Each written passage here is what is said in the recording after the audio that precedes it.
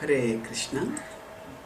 The universality of the malady underscores the urgency of the remedy. The universality of the malady refers to how a disease is spread everywhere. Now suppose we hear of some epidemic in some far off place, say Ebola in Africa, then we don't feel urgently impelled to do anything about it. But when we hear about an epidemic that's all over the world, including the place where we are, then we feel urgently impelled. Oh, what should I do to protect myself?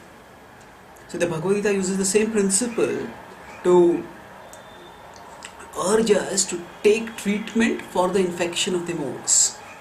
So in 18.40 the Bhagavad Gita declares, Natadasti prithivyam va divideveshu va punaha sattvam prakritijair muktam yadebhi syatribhir gunai. Says Natadasti prithivyam va, nowhere on the earth, divideveshu va punaha, or even among the gods, sattvam prakritijair muktam. Sattvam, in existence, there is no one who is mukta, who is free from what? Prakriti yadebhi syatribhir gunai, that is born of prakriti jai, the material nature, the tribhir gunamai, the three modes. So everyone is bound by the modes, even the gods are not exempt.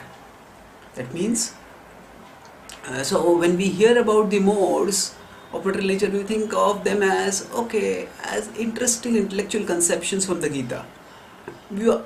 But we don't feel impelled to do anything seriously about it. But when we understand that the modes influence everyone everywhere, that means they influence us also, then we start thinking, am I also infected by the modes? The modes are like an infection because they make our desires diseased. You know, we are eternal spiritual beings, and our natural healthy desires are spiritual desires. Desires to love and serve Krishna and be happy therein. But when we are diseased, being infected by the modes, we desire temporary material things. And such desires cause us suffering, because those material things cannot satisfy us as we are spiritual. And because those things are temporary, they bring misery when we lose them. So now we are all attached to something or the other material. And we often think, oh, this attachment is not a big problem, and whenever I want, I can give it up. Although we have tried many times and not been able to give up, we think whenever I want, I'll be able to give it up. But when we realize that actually these attachments are there, and they will always, that they are not just some small thing they can give up, they are actually symptoms of a serious infection. And that infection needs to be urgently and unsentimentally treated by a proper authorized process.